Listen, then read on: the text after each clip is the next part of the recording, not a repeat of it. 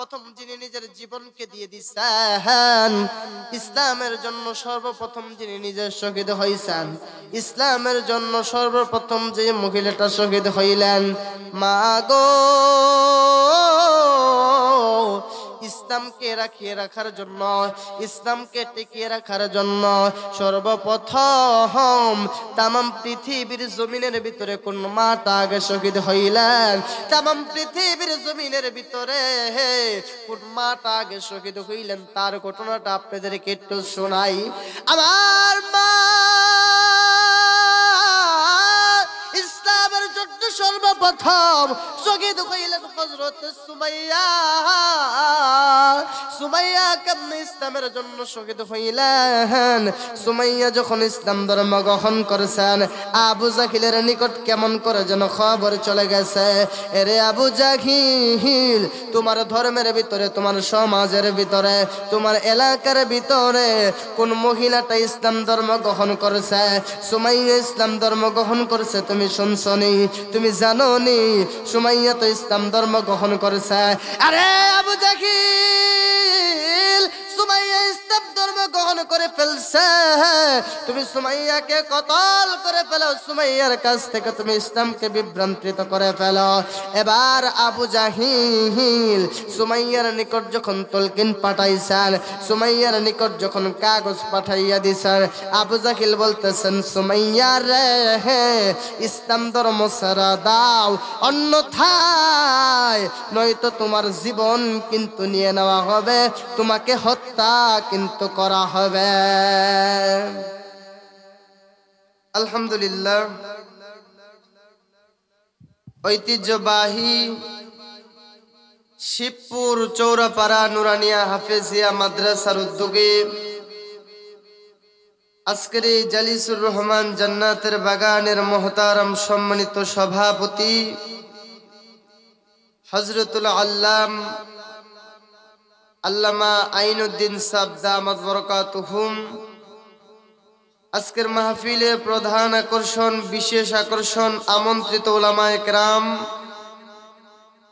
অত্র মাদ্রাসার সম্মানিত সভাপতি, সাধারণ সম্পাদক এবং মুহতামিম সাহেব, বাসাবাড়িতে অবস্থানগত আমার পর্দার অন্তর আড়ালের পর্দানিশী শ্রদ্ধেহা আবেদা সোলেহা মা ও বোনেরা, সকলে একবার আল্লাহ পাক রব্বুল আলামিনের দরবারে আজিমুশ শান শুকরিয়া আদায় করি। আলহামদুলিল্লাহ, শুকরিয়া মহান রবের প্রতি, যে মহান রব্বুল আলামিন দয়া করে, মায়া করে, মোহাব্বত করে, ভালোবেসে আজকের এই জালিসুর রহমান তথা জান্নাতের বাগান আপনাদের এই শিবপুর চৌরাপাড়ায় করার তৌফিক দান করেছেন। এই জন্য মহামনিবের দরবারে শুকরিয়া। তার চেয়ে বড় কথা হচ্ছে, আজকের এই জান্নাতের বাগান আপনাদের এই শিবপুরের জমিনের ভিতরে করার দ্বারা ফায়দা হচ্ছে, আল্লাহর নবী, বিশ্ব নবী জনাবে মুহাম্মদুর রাসূলুল্লাহ সাল্লাল্লাহু আলাইহি ওয়াসাল্লাম বলেন, तमाम পৃথিবীর মানুষ একদিন দুনিয়ার জমিন থেকে কবরের বাসিন্দা হয়ে কবরে চলে যাবে।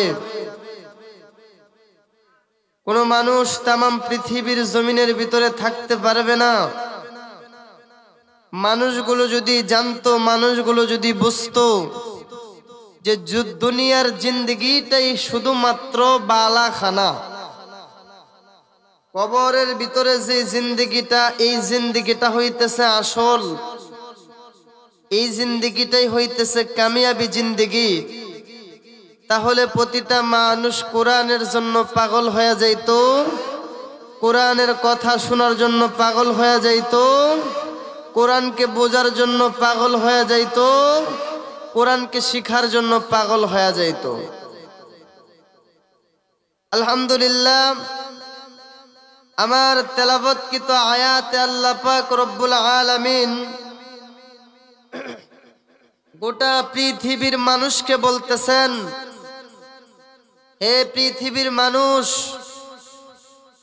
তুমি আমি সবাই একদিন দুনিয়ার জমিন থেকে মৃত্যুর কষ্ট, মৃত্যুর স্বাদ, মৃত্যুর তামান্না, মৃত্যুর ইহতিমাম এটা আমাদের সকলেরই ভোগ করা লাগবে। আল্লাহর নবী বিশ্ব নবী জনাবে মুহাম্মদুর রাসূলুল্লাহ সাল্লাল্লাহু আলাইহি ওয়াসাল্লাম तमाम পৃথিবীর মানুষকে উদ্দেশ্য করে বলতেছেন, तमाम পৃথিবীর মানুষ,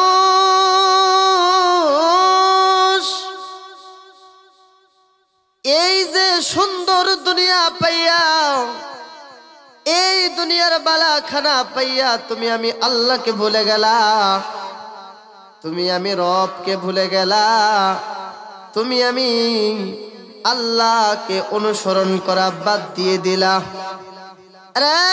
तमाम পৃথিবীর মানুষ, একটা বার যদি তুমি একটু চিন্তা করে দেখো, তুমিও কিন্তু একদিন কবরের ভিতরে চলে যাইবা, তুমিও কিন্তু একদিন কবরের বাসিন্দা হইবা। এই জন্যই তো পয়গম্বর तमाम পৃথিবীর মানুষকে জানায়া দিলেন, तमाम পৃথিবীর মানুষকে পয়গম্বর বললেন, হে तमाम পৃথিবীর মানুষেরা, তুমিও একদিন কিন্তু মারা যাবা, তুমিও একদিন কবরের বাসিন্দা হইবা। এটা আল্লাহ পাক রব্বুল আলামিন রুহানি জগতের ভিতরে থাকা অবস্থায় বলে দিয়েছেন। আল্লাহর পয়গম্বর বলেছেন, কুল্লু নাফসিন যায়িকাতুল মাউত। আল্লাহর পয়গম্বর বলেছেন, হে পৃথিবীর মানুষ, মৃত্যু থেকে পলাইতে পারবা না, মৃত্যু তোমাকে ধরবে, মৃত্যু তোমাকে পাকড়াও করবে। কিন্তু মৃত্যুটা আসার আগে তুমি কবরের ভিতরে কি নিয়ে যাবা, কবরের ভিতরে তোমার পুঁজিটা কেমন হবে, এইটা তুমি একটু তশকিল করো, এটা তুমি একটু তালাশ করো। তুমি যদি তোমার বাবার দিকে তাকাও, তুমি যদি তোমার ভাইয়ের দিকে তাকাও, তুমি যদি তোমার বোনের দিকে তাকাও, তাকাইয়া দেখবা তোমার ভাই দুনিয়ার জমিন থেকে চলে গেছে, দুনিয়ার জমিনের সব পড়ে আছে। তোমার বাবা দুনিয়ার জমিন থেকে চলে গেছে, কিন্তু তোমার বাবার দুনিয়ার জমিনের সব কিছু রয়ে গেছে। প্যারে হাজিরিন, এই জন্যই তো আল্লাহর পয়গম্বর বললেন, এ तमाम পৃথিবীর মানুষ, মৃত্যু আসার আগে, এই মৃত্যুটা তোমার কাছে আগমন করার আগে তুমি মৃত্যুর জন্য, কবরের জন্য পুঁজি বানাও, কবরের জন্য তুমি সামান পাতের তৈরি করিয়া নাও। কারণ মরণ থেকে তুমি যতই পালাও, মরণ তোমাকে লইবে ঘিরিয়া।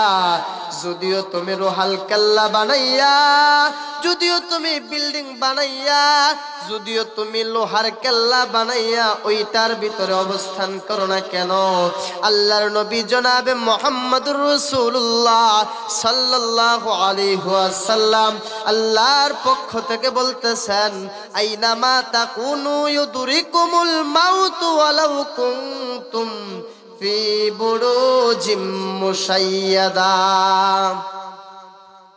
तमाम পৃথিবীর মানুষ যদি একটা ঘর বানাইয়া, এই ঘরের চতুর্দিকে যদি বেড়া লাগাইয়া, এই ঘরের চতুর্দিকে যদি সিসি ক্যামেরা লাগাইয়া, এই ঘরের চতুর্দিকে যদি বডিগার্ড সিকিউরিটি লাগাইয়া ওই ঘরের ভিতরে বসে থাকে, আর যদি বলে এই মৃত্যু আমাকে কিছুই করতে পারবে না, এই মৃত্যু আমাকে পাকড়াও করতে পারবে না, এই মৃত্যু আমার কাছে আসবেই না, আল্লাহর নবী বিশ্ব নবী জনাবে মুহাম্মদুর রাসূলুল্লাহ সাল্লাল্লাহু আলাইহি ওয়াসাল্লাম বলেন, ওর মতো বোকা तमाम পৃথিবীর জমিনে কেউ নাই। ইতিহাস পৃথিবীর জমিনের ভিতরে আছে, 7টা চেষ্টা করেছে নিজে দুনিয়ার জমিনের ভিতরে থাকার জন্য। পয়গম্বররাও চেষ্টা করেছে দুনিয়ার জমিনের ভিতরে থাকার জন্য। যেমন আল্লাহর একটা পয়গম্বর, আল্লাহ তাআলার একজন নবী, তার নাম হইতেছে হযরত মূসা আলাইহিস সালাতু ওয়াস সালাম। যখন মূসা আলাইহিস সালাতু ওয়াস সালামের আজরাইলের সাথে মুলাকাত হয়ে যাবে, আজরাইল আলাইহিস সালাতু ওয়াস সালামের সাথে সাক্ষাৎ হয়ে যাবে, ইন্টিমেট টাইম আল্লাহর পয়গম্বরে হযরত মূসা আজরাইলকে একটা চাপাটাঘাত করলেন, চাপার ভিতরে একটা চর মারলেন। কেন মারলেন? কেন মারলেন? পয়গম্বর মূসাও তাম পৃথিবীর জমিন থেকে মৃত্যুকে বড় ডরাইছে, মৃত্যুকে বড় ভয় পাইছে। পয়গম্বরে মূসা তাম পৃথিবীর জমিন থেকে মৃত্যু থেকে কিন্তু পলায়ন করার চেষ্টা করছে। কিন্তু কিতাব খুলে দেখাও, পয়গম্বর মূসাও কিন্তু দুনিয়ার জমিনে জীবিত নাই। আমি আমার সম্মানিত মা বোনদেরকে আজকে বলবো, ও শিবপুর চৌরাপাড়ার মা, আজকের সময়টুকুকে তোমরা একটু কাজে লাগাও। আহারে মা, মৃত্যু আসার আগে তোমরা একটু সামান পুঁজি তৈরি করিয়া নাও। এই সামান পুঁজি তৈরি করার জন্য আজকের এই জালিসুর রহমান জান্নাতের বাগান, মা গো, এই জান্নাতের বাগান থেকে তোমরা মাহরুম হয় না। সম্মানিত মা বোনেরা, এই মৃত্যু তোমাদের নিকট কিন্তু আসবে। একটা মুমিনের মৃত্যু হইতেছে মৃত্যু, একটা মুনাফিকের মৃত্যু তো মৃত্যু। কিন্তু মা, এমন মৃত্যু তুমি করো গঠন, তুমি মারা গেলেও কাঁদিবে তোমার জন্য ভুবন। ও আমার সম্মানিত মা বোনেরা, এই জন্য আপনাদের প্রতি আমার আকুল আবেদন থাকবে, মৃত্যু আসার আগে কবরের সামান তৈরি করিয়া পরে কবরে যাও।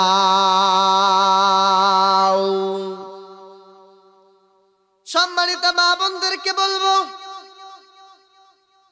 অত্র এলাকার বৃদ্ধ মুরব্বী যুবক ভাইদেরকে বলবো, মৃত্যু কিন্তু তোমার আমার নিকট আসবেই। এই মৃত্যু থেকে তুমি আর আমি বাঁচতে পারবো না।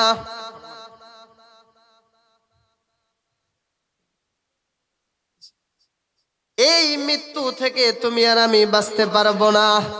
এই মৃত্যু আসার আগেই কবরের জন্য সামান তৈরি করিয়া কবরের বাসিন্দা হয়ে তারপরে কবরের ভিতরে যাও। তোমাদের সম্মান তো আগে এই পরিমাণ ছিল না। ও সম্মানিতা মা, তোমাদের সম্মান তো আগে এই পরিমাণ ছিল না। তোমরা তো এমন জাতি ছিলা, তোমাদেরকে এত পরিমাণের অপমান অপদস্থ করা হইতো। যদি কোনো বাবার ঘরের ভিতরে তোমরা জন্মগ্রহণ করতা, বাবা মনে করতো যে ওই ঘরটার মতো কুরাইশা, ওই ঘরের মতো ঘর তামাম পৃথিবীর জমিনের ভিতরে নাই। সম্মানিত মা বোনেরা, আমার একটু গভীর খেয়াল করে মনোযোগ দিয়ে শুনেন। আপনাদের সম্মান আগে এই পরিমাণের ছিল, এত পরিমাণের নির্লজ্জ, এত পরিমাণের অবস্থা আপনাদের ছিল। কোন সম্মান আপনাদেরকে সমাজের ভিতরে দেওয়া হইতো না। আপনাদেরকে শুধুমাত্র সর্ব অবস্থায় বেইজ্জতি করা হইতো। বাবার ঘরের ভিতরে যদি কন্যা সন্তান হইতো, বাবা মনে করতো যে তার মতো কুরাইশা, তার মতো বংশের ভিতরে চুনকালি মারার মতো বংশ তামাম পৃথিবীর জমিনের ভিতরে নাই।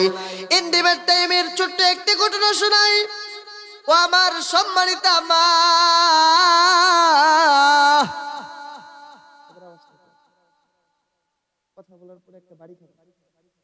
ও আমার সম্মানিতা মা, আপনাদের সম্মান তো আগে এই পরিমাণের ছিল না।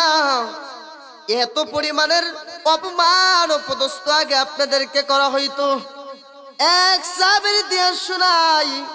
বিশ্ব নবীর নিকট সাহাবী আসিয়া বলতেছে, নবী গো, আমি জীবনে এত পরিমাণের গুনাহ করছি, আমার গুনাহ যদি আল্লাহ পাক রব্বুল আলামিন মাফ না করে তাহলে তামাম পৃথিবীর জমিনের ভিতরে আমি হয়ে যাব জাহান্নামী। ভাই গো,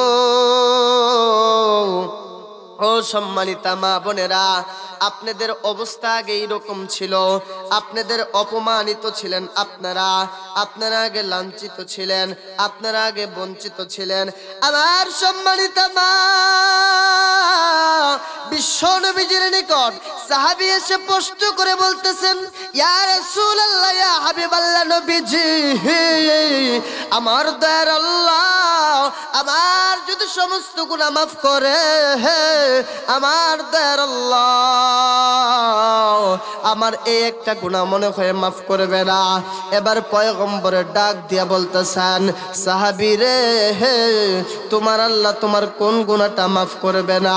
আমার আল্লাহর নাম তো হইতেছে রহমান, আমার আল্লাহর নাম তো হইতেছে গফফার, আমার আল্লাহর নাম তো হইতেছে সত্তার। আরে সাহাবী, তুমি বলো আমার দয়াময় মায়াময় দয়ালু দাতা আল্লাহ তোমার কোন গুনাহটা মাফ করবে না? এবার সাহাবীটা ডাক দিয়ে বলে, নবীজি আমার দয়াল আল্লাহ আমার মনে বলতেছে আমার সমস্ত গুনাহ যদি আমার আল্লাহ মাফ করে, কিন্তু এমন একটা গুনাহ করার কারণে আমার দয়াল আল্লাহ আমার এই গুনাহটা মাফ করবে না।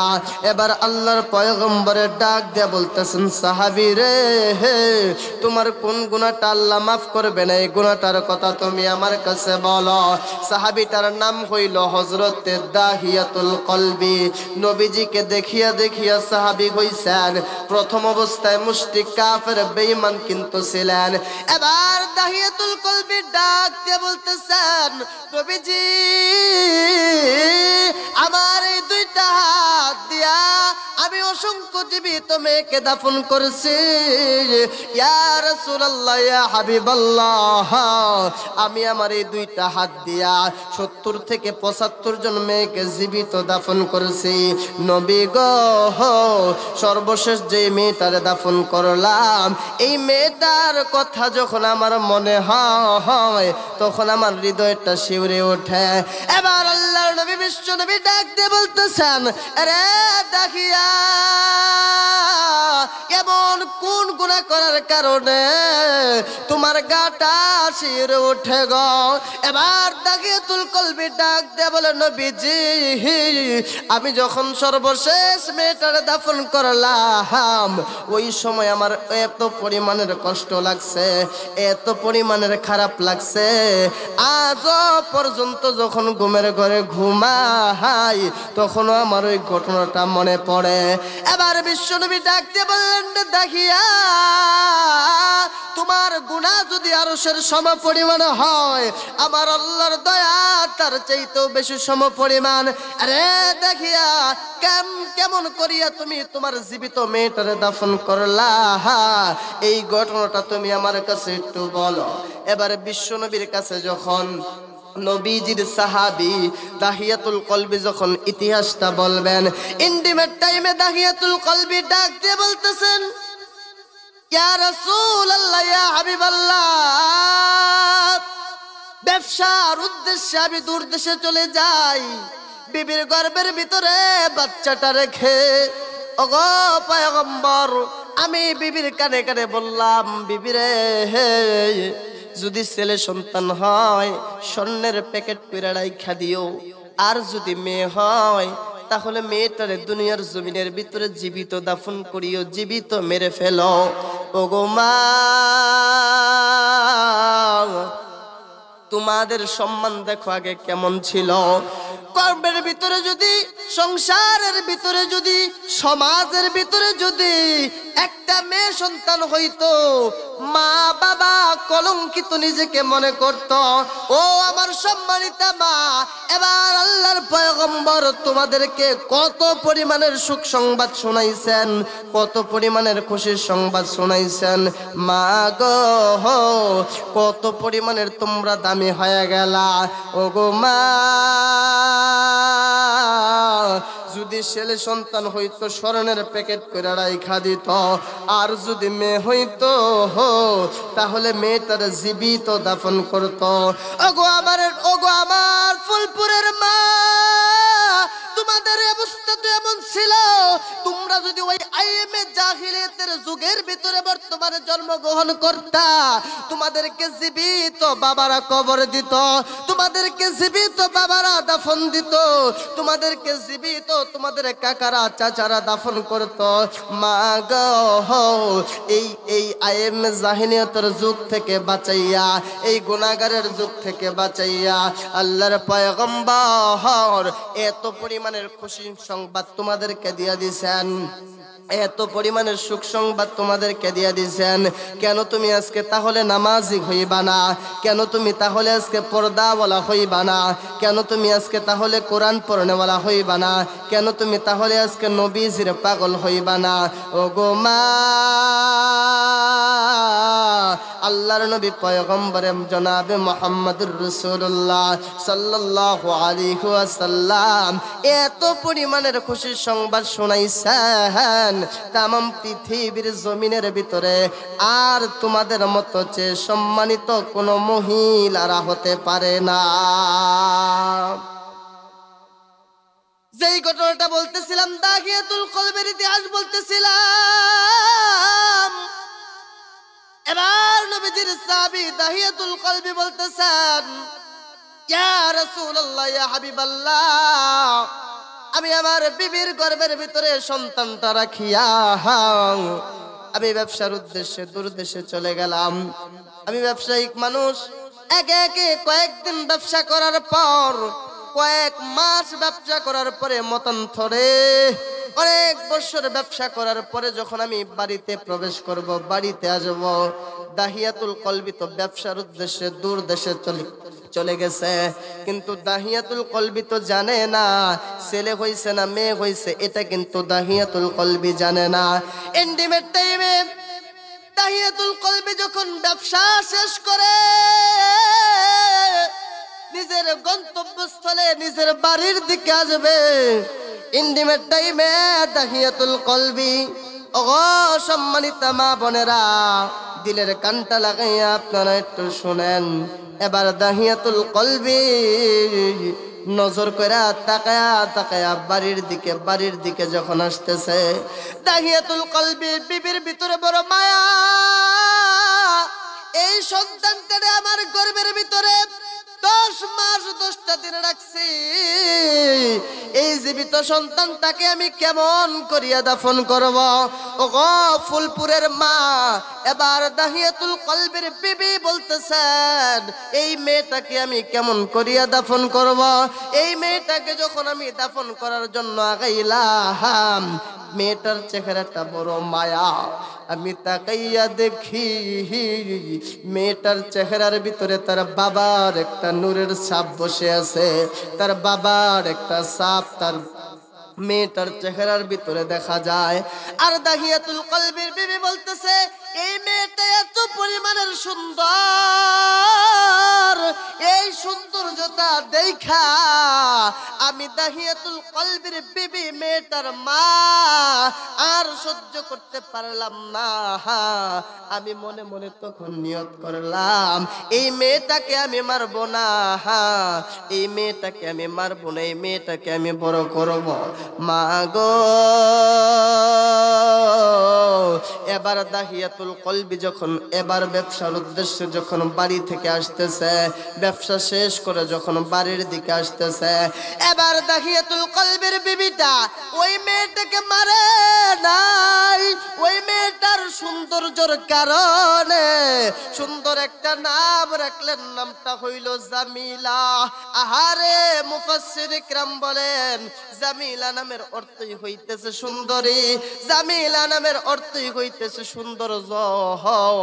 আহারে মা বোনেরা আমার, এবার দাহিয়াতুল কলবির বিবি ওই মেয়েটাকে সুন্দর করিয়া গুছাইয়া আস্তে আস্তে লালন পালন করতে লাগলেন, আস্তে আস্তে বড় করতে লাগলেন। এমন একটা ট্রেনিং, এমন একটা শিক্ষা ওই মেয়েটার শিখাইছেন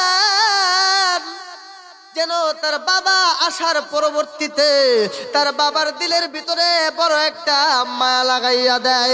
যেই পরিমাণের মায়া লাগার কারণে যেন তার বাবা ওই মেয়েটাকে যেন দাফন না করে।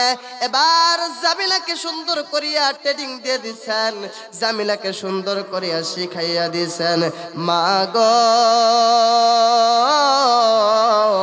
তোমার বাবা যখন আসবে তুমি তোমার বাবার কাছে যাইয়া এরকম সুন্দর করিয়া বিনাইয়া বিনাইয়া কথা বলবা, তোমার বাবার মনটা তুমি একটু গলাইবা। জামিলা ডাক দে বলে মা গো, কই কই কই আমার বাবা কই, কই কই কই আমার বাবা কই। ইন্টিমেট টাইমে হযরতে জামেলার দিকে যখন জামেলাকে যখন এরকম করিয়া তার মা যখন বড় করতেছে, আস্তে আস্তে যখন তার মা যখন লালন পালন শুরু করে দিছে, এবার জামেলা যখন একে একে বড় হইতেছে, মা বোনেরা একটু গভীর খেয়াল করিয়া শুনেন। মা বোনেরা, আজকের মাহফিলটা আপনাদের এলাকার জন্য একটা রহমত, আজকের মাহফিলটা আপনাদের এলাকার জন্য একটা বরকত। মা গো, কেন আজকে আপনি মাহফিলে আসবেন না? কেন আজকে মাহফিল মুখী আপনি হবেন না? দেখেন আপনাদের সম্মানের কথা শুনাইতেছি, এমন ইতিহাস আপনাদের জীবনের ভিতরে ছিল যেই ইতিহাসের ভিতরে আপনাদেরকে জীবিত দাফন করা হইতো।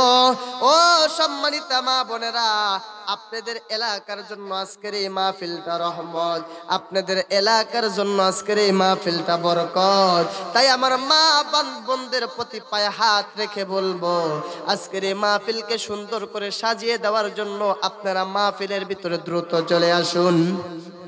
ও আমার সম্মানিত মা বোনেরা, পর্দা সহকারে সুন্দর ব্যবস্থা, এত সুন্দর একটা জান্নাতি পরিবেশ তাম পৃথিবীর জমিনের ভিতরে নাই।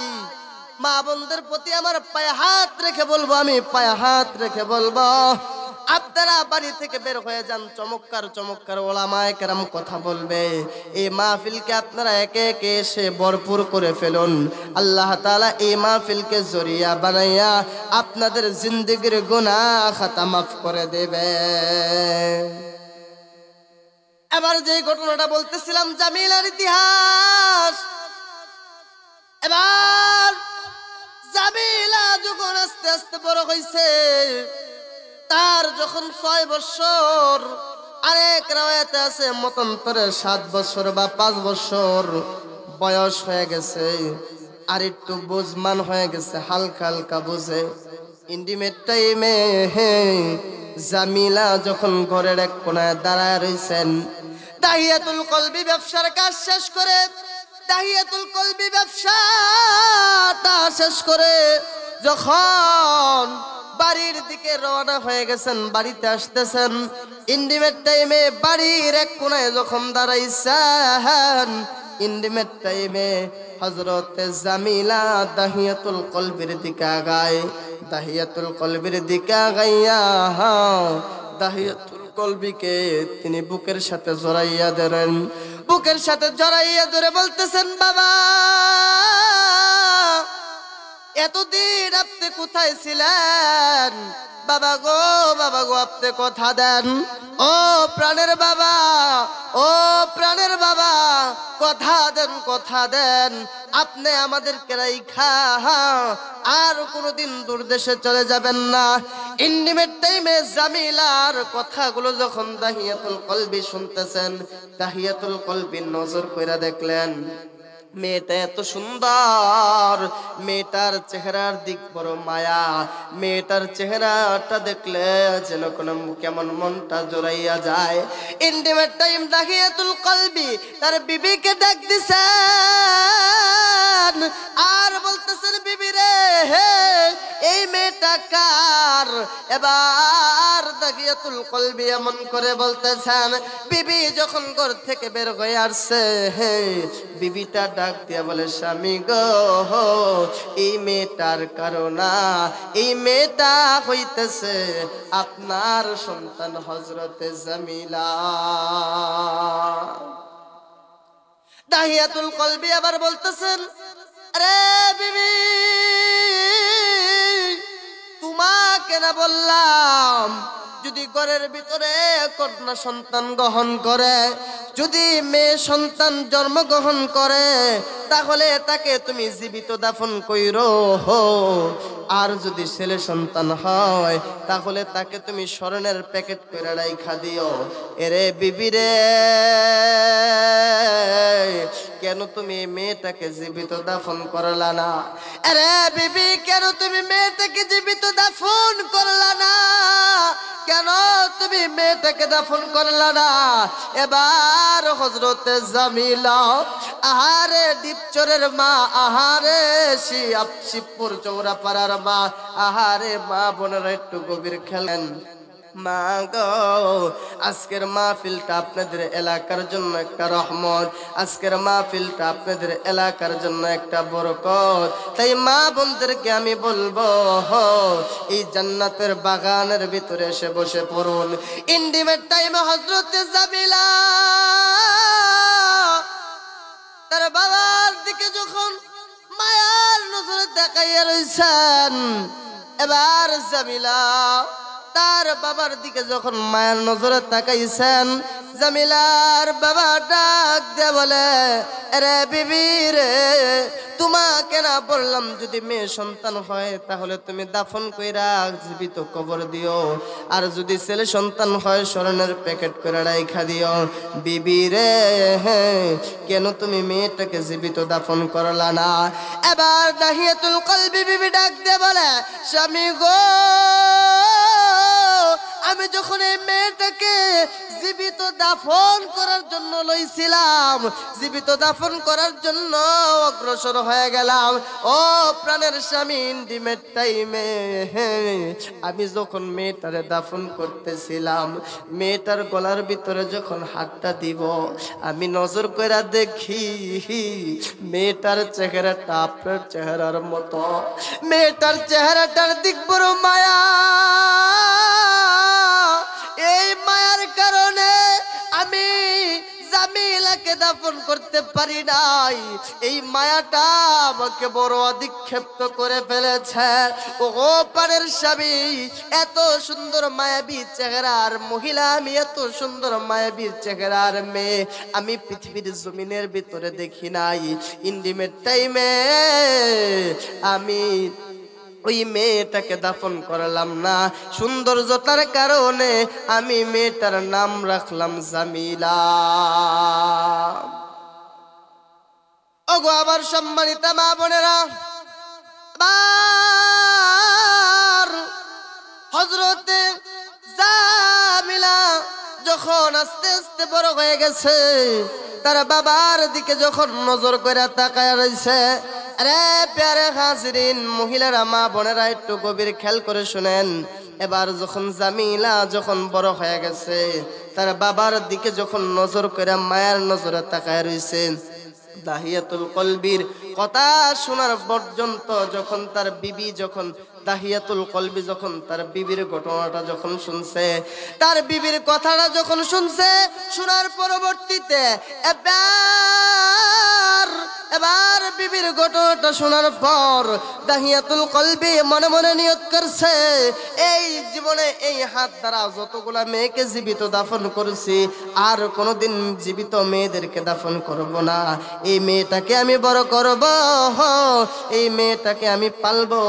সমাজের মানুষ কি বলে তাতে আমার কোনো যায় আসে না।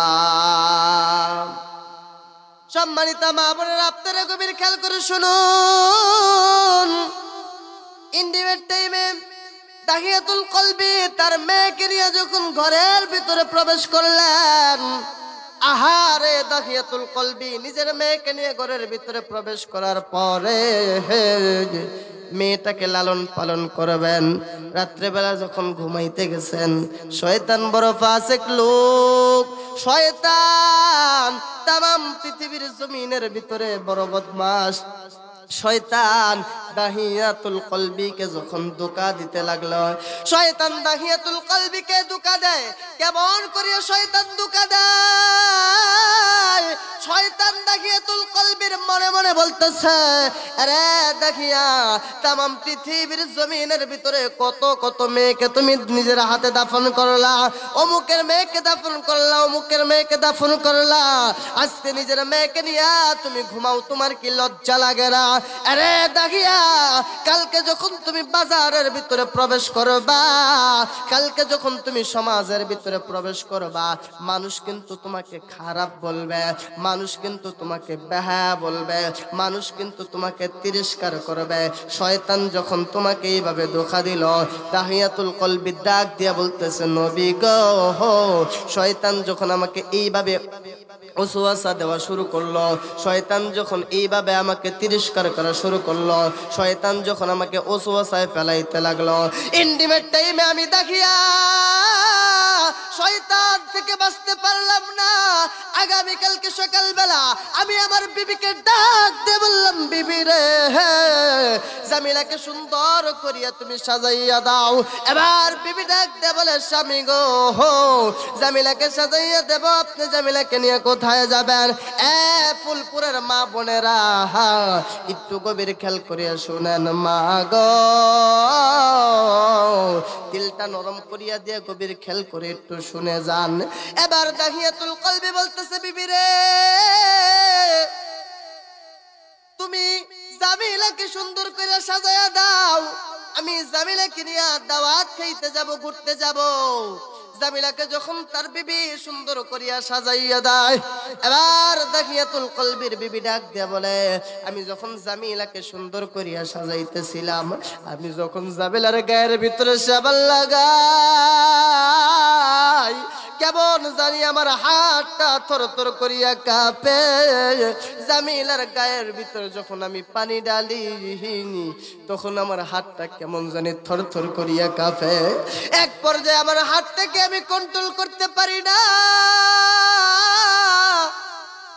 এক পর্যায়ে আমি মনের ভিতরে কেমন জানি আমার মনটা আকুল বেকুল হয়ে গেছে রে।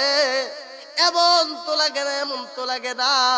কলিজার টুকরা মেয়েকে যখন আমি দাফন করতেছি, কলিজার টুকরা মেয়েকে যখন আমি গোসল করাইতেছি, এমন তো লাগে না আমার আরা দিন। আজকে কেন এমন লাগতেছে? ইন্টিমেট টাইম দাহিয়াতুল কলবির স্ত্রীটা ডাক দিয়ে বলেন, আমি আমার মনকে বুঝাইলাম, বাবা দেখে তো মেয়েটার প্রতি পাগল হয়ে গেছে, বাবা দেখে তো মেয়েটাকে মেনে নিচ্ছে, তাহলে আর আমার কোনো মনের ভিতরে ভয় নাই। এবার দাহিয়াতুল কলবির স্ত্রী, দাহিয়াতুল কলবির বিবি জামিলাকে সুন্দর করিয়া সাজাইয়া, জামিলাকে সুন্দর করিয়া কাপড় পরাইয়া দাহিয়াতুল কলবির সাথে যখন দাওয়াত খাওয়াইতে পাঠাইয়া দেয়, দাওয়াত খাওয়াইতে যখন পাঠাইয়া দেয়, দাহিয়াতুল কলবি তখনও ডাক দিয়ে বলে, নবীজি, তখন আমাকে শয়তান ধোঁকা দিয়া বলতেছে, এরে দাহিয়া, তোমার মেয়েটাকে নিয়ে যাও, নিয়ে যে তুমি মেয়েটাকে মেরে ফেলো। ইয়া রাসূলুল্লাহ, ইয়া হাবিবাল্লাহ, আবার জীবিত মেয়ে, কলিজার টুকরা, আমার নিজের সন্তান, এই মেয়েটাকে দাফন করলাম, নবী গো। এ ফুলপুরের মা বোনেরা একটু গভীর খেয়াল করিয়া শোনো। ইন্ডিমেট টাইম যখন জামিলাকে নিয়া জামিলার বাবা যখন পাথরের রাস্তা দিয়া চলে, জামিলা ছোট মানুষ পিছনে পিছনে যায় আর ডাক দেখে বাবা গো আর কত দূর আর কত দূর। তাহিয়াতুল কলবি ডাকতে বলে এ সন্তান আর একটু সামনে বাড়ি গো। ইন্ডিমেট টাইম যখন এই কথা বলতে বলতে নিয়ে যায়, ও ফুলপুরের মা বোনেরা এবার যখন জামিলাকে যখন নিয়ে যাওয়া হলো, দূরে এক জায়গায় যাওয়ার পরবর্তীতে জামিলাকে একটা গাছের নিচে বসাইয়া জামিলার বাবা দূরে এক জায়গায় গর্ত করতেছে, পাথরগুলা সরাইতেছে। জামিলা ছোট্ট মানুষ, 7 বছর মতান্তরে 5 বছর 6 বছর তার কোমল ছোট্ট ছোট্ট হাত দিয়া বাবার মুখের দাড়িতে যখন পাথর লাগে, বাবার শরীরে যখন গাবের ভিতরে পড়তেছে, ইন্টিমেট টাইমে হযরতে জামিলা এবার তার বাবার ছোট্ট ছোট্ট পাথর যেগুলো যখন তার বাবার দাড়ির ভিতরে লাগতেছে গর্ত করার সময়, এবার জামিলা তার বাবার দাড়িগুলো যখন পরিষ্কার করে দেয়, তার বাবার গাটা যখন সুন্দর করিয়া মুছাইয়া দেয়। ও গো ফুলপুর শিবপুর চৌরাপাড়ার মা, তুমি যদি আজকে ওই সময় তোমার বাবার গর্ভে জন্মগ্রহণ করতা, তোমার মার গর্ভে তুমি জন্মগ্রহণ করতা, তাহলে তোমাকেও তো তোমার বাবা এইভাবে জীবিত দাফন করতো। মা গো একটু গভীর খেয়াল করিয়া শোনো গো মা। এবার জামিলা একে একে অনেকবার যখন জামিলা যখন তার বাবার কাছে যখন যায়, তার বাবা দাহিয়াতুল কলবি জামিলাকে একটু দূরে সরাইয়া দেয়। তার বাবা দাহিয়াতুল কলবি জামিলাকে দূরে ধাক্কা মেরে বলে তুমি ওই জায়গায় যাইয়ে একটু বসো। আবার জামিলার মনে মানে না, এতদিন পর বাবারে পাইছি, আজকে দেখতেছি বাবা গর্ত করতেছে, ওই গর্তের ভিতরের ময়লা গুলা যখন বাবার দাড়ির ভিতরে লাগে, আহারে জামিলা যাইয়া তার বাবার গাটা মুছিয়া দেয়। বাবারে ডাক দেখে বাবা গো কেন তুমি এই জায়গার ভিতরে গর্ত করো, কেন তুমি গর্ত করো? বাড়ি থেকে বলে আর দাওয়াত খাওয়াইতে নিয়ে যাইবা, কেন তুমি আজকে এই জায়গার ভিতরে গর্ত করতেছ? তাহিয়াতুল কলবি বলে রে জামিলা তুমি একটু দূরে বসো, আমার কাজটা শেষ হোক, তারপরে আমি তোমাকে বলবো কেন গর্ত করতেছি। তাহিয়াতুল কলবি যখন বর্ণনা করতেছেন নবীদের সামনে, তখন তাহিয়াতুল কলবি ডাক দেখে নবী গো আমি আবার মনটাকে বুঝাইতে পারলাম না। তখন শয়তান আমাকে ওয়াসওয়াসা দেওয়া শুরু করে দিল, তখন শয়তান আমাকে ছাড়ে না, তখন শয়তান আমার মনের ভিতরে ভয় ভীতি ঢুকায়া দেয় নাই। তখন পর্যন্ত শয়তান আমাকে তিরস্কার করতেছে, তখন শয়তান আমাকে ওয়াসওয়াসা দিতেছে, তখন আমি ভয় পাইলাম না। আমি যখন গর্তটা শেষ করে ফেলছি, আমি আমার ছোট্ট মেয়েটাকে ডাক দিছি, ডাক দিয়ে বলছি জামিলা রে একটু এইদিকে আসো মা, একটু এইদিকে আসো।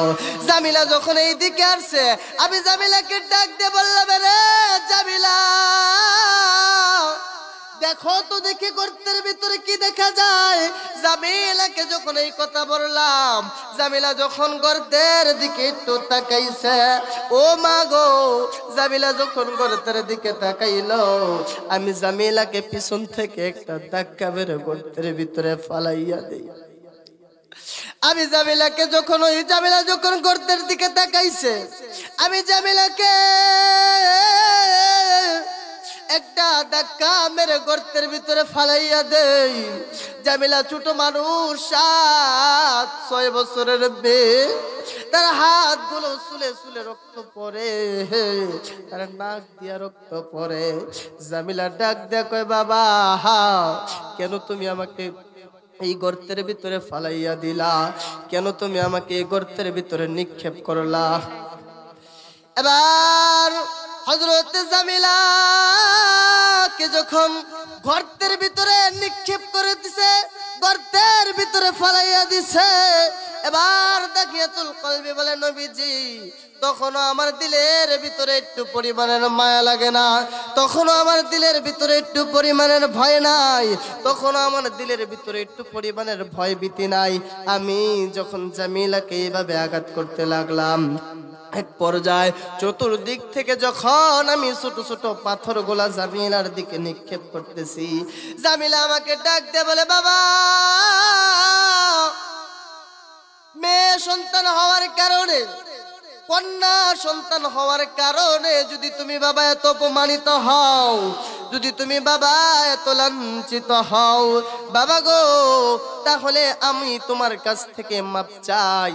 আমি ভিক্ষা করে খাবো, অন্য অঞ্চলে চলে যাব, তোমার পরিচয় দিব না। বাবা গো তুমি আমাকে মাফ করে দাও, তুমি আমাকে পাঠাইয়া দাও, তুমি আমাকে বিদায় করে দাও। কিন্তু বাবা তোমার পায়ে ধরি, তুমি আমাকে আর মাইরো না। এবার দাহিয়াতুল কলবি ডাক দিয়ে বলে, নবীজি তখন আমার দিলের ভিতরে একটু পরিমাণের মায়া লাগে না, তখনও আমাকে দিলের ভিতরে একটু পরিমাণের ভয় লাগে না, তখনও আমি জামিলাকে এইভাবে যখন কষ্ট দিতেছিলাম, এক পর্যায়ে পাথর মারতে মারতে মারতে মারতে একে একে পাথর মারতে মারতে মারতে মারতে আমি জামিলার গলা পর্যন্ত পাথরে পরিপূর্ণ করে ফেললাম। ইন্টিমেট টাইম যখন শেষ পাথরটা আমি যখন জামিলার মাথার ভিতরে মারবো, ও পয়গম্বর, জামিলা শেষ বেলা যেই কান্নাটা মারছে, জামিলা শেষ বেলা যেই চিৎকারটা দিছে, এই চিৎকারটা আজও আমার কানের ভিতরে বাজে। জামিলা শেষ বেলা বলছিল, বাবা গো তুমি আর আমারে মাইরো না। ইয়া রাসূলুল্লাহ, ইয়া হাবিবাল্লাহ, আমার দিলের ভিতরে তখনও মায়া লাগে নাই। আমি জামিলাকে তখনও বড় একটা পাথর নিয়া জামিলার মাথার ভিতরে নিক্ষেপ করলাম। আরে জামিলা দুনিয়ার জমিন থেকে বিদায় হয়ে গেছে। ও ফুলপুর শিবপুর চৌরাপাড়ার মা, এমন একটা সময় আইএমএ জাহিলিয়াতের যুগ ছিল। ইন্টিমেট টাইমের ওই যুগ থেকে আল্লাহ পাক রব্বুল আলামিন আপনাকে আমাকে বাঁচাইছেন। এইটা রবের শুকরিয়া ছাড়া আরো কারো কোনো শুকরিয়া না। আমার ভাইরা, এবার বিশ্ব নবীর নিকট যখন এই ঘটনাটা দাহিয়াতুল কলবি বর্ণনা করেন, আল্লাহর নবী বিশ্ব নবী জনাবে মুহাম্মদ রাসূলুল্লাহ সাল্লাল্লাহু আলাইহি ওয়াসাল্লাম বলেন, দাহিয়াতুল কলবি রে, হে তুমি যদি খালেস মনে নিজের গুনাহগুলোর উপর অনুতপ্ত হইয়া আল্লাহ তাআলার কাছে চাও, আমার দয়ার মেহেরবান দয়ালু দাতা আল্লাহ তোমার সমস্ত গুনাহ কিন্তু মাফ করে দেবে। সুবহানাল্লাহ। এই জন্য আমার সম্মানিত মা বোনদের প্রতি দৃষ্টি থাকবে, ওগো মা, এত সম্মানিত আপনারা, এখন এত সম্মান আপনাদেরকে আল্লাহ দিয়ে দিছে। বিশ্বনবী বলেন, যার একটা মেয়ে হবে সে একটা জান্নাতের অধিকারী। সুবহানাল্লাহ। যার দুইটা মেয়ে হবে সে দুইটা জান্নাতের অধিকারী। সুবহানাল্লাহ। যার তিনটা মেয়ে হবে সে আমি নবীর সাথে জান্নাতের ভিতরে থাকবে। সুবহানাল্লাহ। কিন্তু এই মেয়েগুলাকে দ্বীনি শিক্ষায় শিক্ষিত করতে হবে, কিন্তু এই মেয়েগুলাকে পর্দার সহিত রাখতে হবে, কিন্তু এই মেয়েগুলাকে কোরআনওয়ালা বানাইতে হবে। আমি আমার সম্মানিত মা বোনদেরকে বলবো, মহিলাদের পর্দা সহকারে ওয়াজ শোনার সুন্দর ব্যবস্থা আজকে যারা করেছেন তাদেরকে আপনারা গাফিলিয়ত মনে করেন না। কিয়ামতের কঠিন ময়দানে যখন কোনো আমল আপনার কাজে আসবে না, এই আমলকে জরিয়া বাড়াইয়া আবার দয়াময় মায়াময় দয়ালু দাতা আল্লাহ আপনাকে কিন্তু মাফ করে দিতে পারে। তাই মা বোনদেরকে বলবো, পর্দা সহকারে সুন্দর ওয়াজ শোনার ব্যবস্থা, এই ব্যবস্থাকে আপনারা গাফিলত মনে করেন না। সময়টুকু নষ্ট করে হলেও, আজকের সময়কে গনিমত মনে করে হলেও এই জান্নাতের বাগানে এসে বসে পড়ুন। আমার অত্র এলাকার সম্মানিত মা বোনদের প্রতি দৃষ্টি থাকবে, আজকের এই মাহফিল প্রতিদিন কিন্তু হয় না, বছরে একবার করা হয়। সুতরাং আমি আমার মা বোনদের প্রতি দৃষ্টি রাখবো, দৃষ্টি আকর্ষণ করব এবং মা বোনদেরকে পায়ে হাত রেখে বলবো, উলামায়ে কেরাম দূর দূরান্ত থেকে আসতেছে, কথা বলবে, কথা চলবে ইনশাআল্লাহ। আপনারা অতি দ্রুত ওই জালিসুর রহমান জান্নাতের বাগানে এসে বসে পড়ুন। সম্মানিত মা বোনেরা, আপনাদেরকে দৃষ্টি আকর্ষণ করছি, আপনাদের পায়ে হাত রেখে বলছি, আমরা উলামায়ে কেরাম যদি এত দূর দূরান্ত থেকে আসতে পারি, আমরা হুজুররা যদি এত দূর থেকে আসতে পারি, তাহলে আপনারা কেন বাড়ির কাছের মাহফিল আপনারা কেন আগে আসবেন না? আমরা ফজরের পর থেকে ইনশাআল্লাহ ফজরের নামাজ পড়ে গাড়িতে উঠছি, তার পরবর্তীতে আপনাদের এলাকার ভিতরে শীতের কুয়াশার ভিতরে আসছি। ও বা, কেন তুমি আজকে পারবা না এই জালিসুর রহমান জান্নাতের বাগানের ভিতরে বসে দুই একটা কথা শুনতে? দুনিয়াবি কাজ তো সর্ব অবস্থায় থাকবে, দুনিয়াবি কাজ তোমার এটা দুনিয়াতে আসো এটা থাকবে কিয়ামত পর্যন্তই। কিন্তু যদি তুমি নিজের মনকে একটু না বুঝাও, নিজের মনকে একটু না বলো, নিজের জ্ঞানকে যদি না খাটাও, নিজের বিবেক দিয়ে যদি না বুঝো, না জানো, না শিখো, তাহলে কিন্তু তোমার দুনিয়া বালাখানা দুনিয়াতেই থাকবে, আখিরাতের ভিতরে বড় আফসোস করতে হবে। ও সম্মানিত মা বোনেরা, আপনাদেরকে একটু বলে যাই গো মা, কেন আজকে জান্নাতের বাগানের ভিতরে বসবেন না? কিয়ামতের কঠিন ময়দানে যখন আপনি আমার মাথার অর্ধ হাত উপরে সূর্যটা থাকবে, সূর্যের তাপ এত পরিমাণের তাপ, যে তাপ তাম পৃথিবীর কোনো মানুষের সহ্য করার মতো ক্ষমতা হবে না। শীতের দিন, এখন শীতের দিন চলতেছে, আমি হুজুর কোট গায়ে দিয়ে আইছি, কোট খুলে ফেলছি শুধুমাত্র গরমের কারণে। শীতের দিন, ঠান্ডার দিন গরমের কারণে কোট খুলে ফেলছি, আর সূর্যটা 9,30,00,000 মাইল দূর থেকে তাপ দিতেছে। এই তাপ আমি হুজুরের সহ্য হয় না, গরমের কারণে আমি আমার সব কোট খুলে ফেললাম, রুমাল খুলে ফেললাম।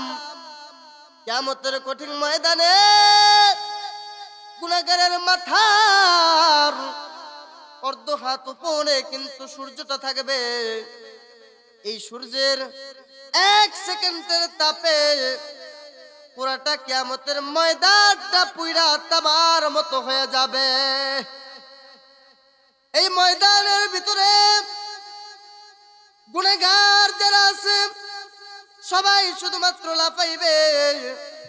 সম্মানিত মা বোনেরা, এই জন্য আপনাদেরকে বলবো, ওই ময়দান থেকে বাঁচার জন্য, ওই ময়দানে মাহশর থেকে বাঁচার জন্য আজকের এই জালিসুর রহমান জান্নাতের বাগানে জায়গায় করা হয়েছে। আমার মা, আমি হুজুর কথা বলতেছি, বলবো ইনশাআল্লাহ, আপনাদেরকে শোনাবো। সর্বপ্রথম ইসলামের জন্য যে মহিলাটা শহীদ হইলেন, সর্বপ্রথম ইসলামের জন্য যার জীবনকে উৎসর্গ করে দিলেন, ও মা, তোমরা তো এত দামি, এত দামি, তোমাদের পেট থেকে তো আসছে শাহজালাল, তোমাদের পেট থেকে তো আসছে শাহপরান, তোমাদের পেট থেকে তো আসছে নবী রাসূলরা, তোমাদের পেট থেকে তো আসছে तमाम পৃথিবীর বড় বড় বুজুর্গানে দিনরা। মা গো, কেন তুমি আজকে এই মাহফিলে আসবা না? কেন তুমি উলামায়ে কেরামের কথা শুনবা না? কেন তুমি খাদিজার মতো হইবা না? কেন তুমি সুমাইয়ার মতো হইবা না? কেন তুমি ফাতেমার মতো হইবা না? কেন তুমি আয়েশার মতো হইবা না? কেন তুমি দুনিয়ার জমিন থেকে নবীজির পাগল হইয়া ওই অন্ধকার কবরের ভিতরে যাবা না? আমার সম্মানিত মা, কিয়ামতের কঠিন ময়দানে মাথার অর্ধ হাত উপরে যখন সূর্যটা, সূর্যের 1 সেকেন্ডের তাপে পুরাটা জমিন পুইরা তামার মতো হয়ে যাবে, গুনাহগার গুলো শুধুমাত্র লাফাইব আর শুধুমাত্র নফসি নফসি নফসি নফসি বলতে থাকবো। মা গো, দিয়া জাহান্নামও বড় চিৎকার মারতে থাকবে, জাহান্নামও কান্না করতে থাকবে, জাহান্নামও আল্লাহ তাআলার কাছে বলতে থাকবে, আল্লাহ গো আপনি আমাকে বানাইছেন, আপনি আমার খানা দেন, আপনি আমাকে বানাইছেন, আপনি আমার ক্ষুধাকে নিবারণ করেন। ওগো মা, ইন্টিমেট টাইমে জাহান্নাম পর্যন্ত কিন্তু থরথর করিয়া কাঁপতে থাকবে, জাহান্নাম পর্যন্ত খিদার কথা আল্লাহ তাআলার কাছে বলতে থাকবে। মা গো, আদম যাবে ঈসার কাছে, ঈসা যাবে নূহের কাছে, নূহ যাবে ইব্রাহিমের কাছে, ইব্রাহিম যাবে মূসার কাছে। এমন করতে করতে করতে করতে তেমন পৃথিবীর সমস্ত নবীরা এক এক নবী আরেক নবীর কাছে যাবে। ইন্টিমেট টাইমে সমস্ত নবীরা পরামর্শ করে বলবেন, আল্লাহ পাক রব্বুল আলামিন আমাদের দোয়া হয়তো কবুল করবে না, যাও যাও যাও যাও যাও বিশ্ব নবীজির নিকট তোমরা চলে যাও।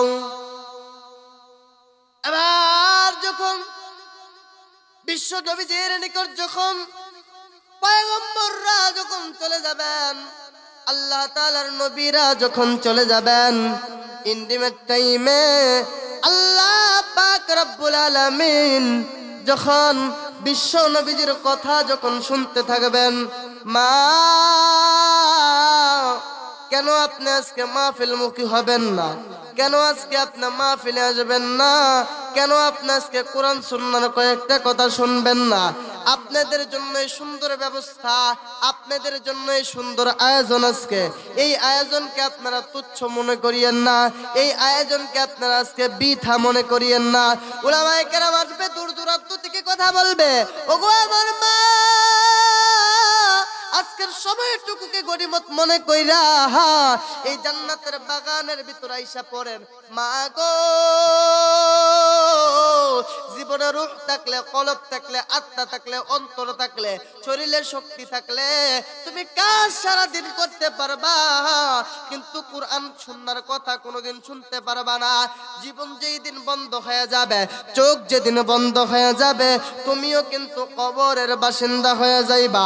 এই জন্য মা বোনদেরকে আমি বলবো, সকালের রান্না বান্না কিন্তু শেষ করে ফেলছেন, দুপুরের টাস্কা করার দরকার নাই। আল্লাহকে রাজি খুশি করার জন্য এই জান্নাতের বাগানের ভিতরে এসে বসে পড়ে যান। মা গো, ইসলামের জন্য সর্বপ্রথম শহীদ কিন্তু মহিলারা, সর্বপ্রথম কিন্তু কোরআনের জন্য শহীদ মহিলারা, সর্বপ্রথম কিন্তু কোরআনকে রাখিয়ে দেওয়ার জন্য, টিকিয়ে রাখার জন্য, ইসলামকে প্রচার প্রসার করার জন্য আপনি মা বোনেরাই কিন্তু শহীদ হয়েছে। কেন আপনি কুরবান করবেন না অল্প একটু সময়? কেন আপনি আজকে নবীজির মহাব্বতে, কেন আজকে আপনি নবীজির ভালোবাসায়, কেন একটু সময়কে আপনি গনিমত মনে করবেন না? কেন জান্নাতের বাগানের ভিতরে বসবেন না? এই জন্য আমি আমার মা বোনদেরকে পায়ে হাত রেখে বলি, মা গো, ও গো আম্মা জানের দলেরা, পায়ে হাত রেখে বলি, বা আজকের সময়টুকুকে গনিমত মনে কইরা এই জান্নাতের বাগানের ভিতরে এসে বসে পড়ুন। প্রথম যিনি নিজের জীবনকে দিয়ে দিয়েছেন ইসলামের জন্য, সর্বপ্রথম যিনি নিজের শহীদ হইছেন ইসলামের জন্য, সর্বপ্রথম যে মহিলাটা শহীদ হইলেন, মা গো, ইসলামকে রাখিয়ে রাখার জন্য, ইসলামকে টিকিয়ে রাখার জন্য সর্বপ্রথম তামাম পৃথিবীর জমিনের ভিতরে কোন মাটা আগে শহীদ হইলেন? তামাম পৃথিবীর জমিনের ভিতরে কোন মাটা আগে শহীদ হইলেন তার ঘটনাটা আপনাদেরকে একটু শোনাই। আমার মা ইসলামের জন্য সর্বপ্রথম শহীদ হইলেন হযরত সুমাইয়া। সুমাইয়া কেমনে ইসলামের জন্য শহীদ হইলেন? সুমাইয়া যখন ইসলাম ধর্ম গ্রহণ করেছেন, আবু জাহিলের নিকট কেমন করে যেন খবর চলে গেছে, এরে আবু জাহিল, তোমার ধর্মের ভিতরে, তোমার সমাজের ভিতরে, তোমার এলাকার ভিতরে কোন মহিলাটা ইসলাম ধর্ম গ্রহণ করেছে? সুমাইয়া ইসলাম ধর্ম গ্রহণ করেছে, তুমি শুনছনি, তুমি জানোনি? সুমাইয়া তো ইসলাম ধর্ম গ্রহণ করেছে। আরে আবু জাহিল, সুমাইয়া ইসলাম ধর্ম গ্রহণ করে ফেলছে, তুমি সুমাইয়াকে কতল করে ফেলো, সুমাইয়ার কাছ থেকে তুমি ইসলামকে বিভ্রান্তিত করে ফেলো। এবার আবু জাহিল সুমাইয়ার নিকট যখন তলকিন পাঠাইছেন, সুমাইয়ার নিকট যখন কাগজ পাঠাইয়া দিছেন, আবু জাহিল বলতেছেন সুমাইয়া রে ইসলাম ধর্ম ছেড়ে দাও, অন্যথায় নয়তো তোমার জীবন কিন্তু নিয়ে নেওয়া হবে, তোমাকে হত্যা কিন্তু করা হবে। বার্তাবাহক যখন টিকিট নিয়ে সুমাইয়ার নিকট চলে গেছে, এবার নবীজির পাগল হযরত সুমাইয়া কোনো কিছুকে তোয়াক্কা না করে বলতেছে তাওয়াক্কালতু আলাল্লাহ, আমি শুধুমাত্র আল্লাহকে ভয় করি, আমি শুধুমাত্র আল্লাহকে মানি। মুহাম্মদুর রাসূলুল্লাহ সাল্লাল্লাহু আলাইহি ওয়াসাল্লামের যেই ধর্মটা আমি মানছি, এই ধর্ম থেকে আমি কোনোদিন বিভ্রান্তিত হব না, এই ধর্ম থেকে আমি কোনোদিন পিছপা হব না, এই ধর্ম থেকে আমি কোনোদিন পথভ্রষ্ট হব না। এবার সুমাইয়া যখন এই কথা বলে ফেলছে, আবু জাহিল বলতেছে রে সুমাইয়া তোমাকে কিন্তু হত্যা করা হবে, তুমি যদি ইসলাম থেকে না বেরিয়ে আসো তোমাকে কিন্তু হত্যা করা হবে। এবার সুমাইয়া বলতেছে না না না, আমাকে তুমি যাই করো আমি ইসলাম থেকে কোনোদিন বের হব না, আমি ইসলাম থেকে কোনোদিন পথভ্রষ্ট হব না, আমি যেই নবীজির কালেমা পড়ছি ওই নবীজির উপর আমি ঈমান আনছি, আল্লাহ তাআলার উপর ঈমান আনছি, আল্লাহকে এক বলে বিশ্বাস করেছি, আমার আর কোনো শরীক নাই, লা শারিকা লা, আমার শরীক আমার রব হইতেছে আল্লাহ। এবার আবু জাহিল বলতেছে সুমাইয়া ইসলাম যদি তুমি না ছাড়ো তোমাকে কিন্তু শহীদ করে ফেলা হবে। আবার যখন বার্তা বাহক চলে আসছে, আবার যখন তলকিন পাঠাইয়া দিছে, আবার সুমাইয়া বলতেছে না না না আমি ইসলাম থেকে কখনো বের হব না, না না না আমি ইসলাম থেকে কখনো বের হব না, আমি একমাত্র আল্লাহর গোলামি করি গো, এই আল্লাহর গোলামি ছাড়া আমি তামাম পৃথিবীর কারো গোলাম হব না। এবার সুমাইয়াকে আবার যখন তলকিন পাঠাইছে, একে একে 2-3 বার তলকিন পাঠানোর পরে সুমাইয়াকে আবু জাহিল মুশরিক বেঈমান কাফেররা ধরে নিয়ে এসে মক্কার ভিতরে আসছে। মক্কার ভিতরে আসার পরবর্তীতে এ মক্কাবাসীরা আবু জাহিল এইভাবে ডাকতেছে আর বলতেছে এ মক্কাবাসীরা তোমরা কোথায়, এ মক্কাবাসীরা কই কই কই, চালু করিয়া তোমরা আসো, সুমাইয়াকে বেইজ্জতি করা হবে, সুমাইয়াকে উলঙ্গ করা হবে। মক্কাবাসীদেরকে যখন আবু জাহিল এইভাবে ডাকতেছে, এবার হযরত সুমাইয়া চোখের পানি টপ টপ করে পড়তেছে। এবার সুমাইয়া ডাক দিয়ে বলে আবু জাহিল যেই সত্য ধর্ম ইসলামকে গ্রহণ করার কারণে, যেই সত্য ধর্ম ইসলামকে মানার কারণে তুমি আবু জাহিল আমাকে এইভাবে কষ্ট দিতেছ, আমার জীবন চলে যায় যাক, কিন্তু আমি সুমাইয়া ইসলাম থেকে কখনো বের হব না। ও ফুলপুরের মা, এই পরিমাণের ঈমান তাদের ছিল গো, এই পরিমাণের ইয়াকিন তাদের ছিল গো। ও গো মা, কেন আজকে ওই পরিমাণের ঈমান নিয়ে চলবেন না? কেন আপনি ওই পরিমাণের তামান্না আপনার ভিতরে ঢুকাইবেন না? কেন ওই পরিমাণের ভয় আপনার ভিতরে ঢুকাইবেন না? এবার হযরত সুমাইয়া আসমানের মালিক আল্লাহ তাআলার কাছে 2টা হাত এইভাবে উঠে বলতেছে আল্লাহ আপনার বন্ধুর সত্য ধর্ম ইসলামকে গ্রহণ করার কারণে, ইসলামকে মানার কারণে আমি সুমাইয়ার জীবনও যদি চলে যায় যাক, কিন্তু আমি সুমাইয়া কখনো পথভ্রষ্ট হয়ে কাফের মুশরিক বেঈমানের পথে চলে যাব না। যেই কথা সেই কাজ। আবু জাহিল মক্কার কাফের বেঈমানদেরকে একত্রিত করে ফেলছে। আবার সুমাইয়াকে উলঙ্গ করা হবে। সুমাইয়া আল্লাহ তাআলার কাছে ডাক দিয়া বলে আল্লাহ আপনার বন্ধুর সত্য ধর্ম মানার কারণে আমি সুমাইয়ার উপর যেই পরিমাণের কষ্ট আঘাত আসতেছে, আল্লাহ গো, আমি সুমাইয়া আপনাকে দাওয়াত দিলাম, আপনি আল্লাহ আমি সুমাইয়াকে দেখার জন্য চলে আইসেন। আল্লাহ পাক রব্বুল আলামিন জিবরাইলের সাথে পরামর্শ করে বলতেছেন, এ জিবরাইল, সুমাইয়া আমাকে দাওয়াত দিছে, আমার বান্দি ইসলামকে ধর্ম গ্রহণ করেছে। এ জিবরাইল, যেই সুমাইয়া দিনকে মানার কারণে আবু জাহিল তার উপর এত পরিমাণের অপমানিত, এত পরিমাণের লাঞ্ছিত করতেছে, জিবরাইল রে, আমার বান্দি সুমাইয়ার জন্য আমি কি নিয়ে যাব? জিবরাইল ডাক দিয়ে বলেন, ও তার মালিক, মায়ের মালিক আল্লাহ, আপনি সুমাইয়ার জন্য আপনার তৈরি করা সুন্দর জান্নাতটা নিয়ে যান। সুবহানাল্লাহ। এবার এই দিক দিয়ে আবু জাহিল যেই কথা সেই কাজ উলঙ্গ যখন করতেছে, ইতিমের টাইমে সুমাইয়া চক্ষুটা বন্ধ করিয়া আল্লাহ তাআলার দ্বীনকে মানার কারণে, দ্বীনকে প্রতিষ্ঠিত করার কারণে হযরত সুমাইয়ার এই পরিমাণের কষ্ট আঘাত যখন সুমাইয়ার উপর চলে আসলো, ওগো আমার সম্মানিতা মা, এবার হযরত সুমাইয়ার নিকট যখন এই পরিমাণের আঘাত চলে আসছে, এবার হযরত সুমাইয়া চক্ষুটা বন্ধ করিয়া আল্লাহ তাআলার কাছে বলে, আল্লাহ, আপনার দ্বীনকে মানার কারণে, আপনার দ্বীনকে কবুল করার কারণে আমি সুমাইয়ার উপর যেই পরিমাণের কষ্ট আঘাত, এইটা আপনি কবুল করিয়েন। এবার আবু জাহিল সুমাইয়ার কাপড়গুলো যখন টাইনা টাইনা খুলতেছেন, সুমাইয়া চক্ষুটা বন্ধ করিয়া আল্লাহ তাআলার কাছে শুধুমাত্র বলে, আল্লাহ, আমি আপনাকে দাওয়াত দিলাম, তাম পৃথিবীর কাউকে তোয়াক্কা করলাম না।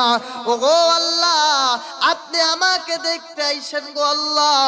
আল্লাহ পাক রব্বুল আলামিন জান্নাত থেকে জিবরাইলকে নিয়া জান্নাতটাকে সুন্দর করিয়া সাজাইয়া সুমাইয়ার দিকে যখন অগ্রসর হইয়া সয়ে আসতেছে, সুমাইয়া বলতেছে যে আল্লাহ আমার হয়ে গেছে, এই দুনিয়ার সব কিছু আমার কোনো কিছুর দরকার নাই, একমাত্র যেই মালিক আল্লাহ আমার, আমি সুমাইয়াও হয়ে গেলাম তার।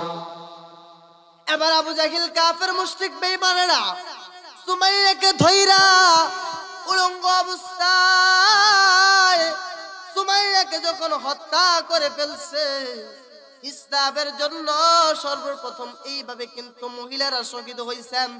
ও মা, এত পরিমাণের সম্মান এই সময় থেকে আপনাদেরকে আল্লাহ রাসূল বলে দিলেন, কোন একটা মা যদি দুনিয়ার জমিন থেকে চারটা কাজ করে, ওই চারটা কাজ করার কারণে হাসতে হাসতে হাসতে হাসতে সুমাইয়ার সাথে, খাদিজার সাথে, ফাতেমার সাথে জান্নাতে চলে যাবে। সুবহানাল্লাহ। এই চারটা কাজের প্রথম নাম্বার কাজ হইল গো মা, এক নাম্বার কাজ হইল 5 ওয়াক্ত নামাজ সময় মতো আদায় করা। দ্বিতীয় নাম্বার কাজ হইল রমজানের রোজাগুলো আদায় করা। তৃতীয় নাম্বার কাজ হইল স্বামীর খেদমত করা। চতুর্থ নাম্বার কাজ হইল নিজের লজ্জাস্থানের হিফাজত করা। আমি আমার মা বোনদেরকে আবার ওই চারটে কাজের কথা বলবো। ওগো মা, এই চারটে কাজের প্রথম নাম্বার কাজ হইল 5 ওয়াক্ত নামাজ সময় মতো আদায় করা। দ্বিতীয় নাম্বার কাজ হইল লজ্জাস্থানের হেফাজত করা। তৃতীয় নাম্বার কাজ হইল রমজানের রোজাগুলা আদায় করা। চতুর্থ নাম্বার কাজ হইল স্বামীর খেদমত করা। এই চারটা কাজ যদি আমার কোনো মা করে, আমি বলি না আল্লাহর নবী বিশ্ব নবী জনাব মুহাম্মদুর রাসূলুল্লাহ সাল্লাল্লাহু আলাইহি ওয়াসাল্লাম বলেন, ওই মাটা, ওই মহিলাটা হাসতে হাসতে হাসতে হাসতে জান্নাতের ভিতরে প্রবেশ করবে। আল্লাহ তোমার জান্নাত জান্নাতে যাব সুন্নত মেনে নিয়ে আমল করিব সুন্নত মেনে নিয়ে আমল করিব আল্লাহ তোমার জান্নাতে যাব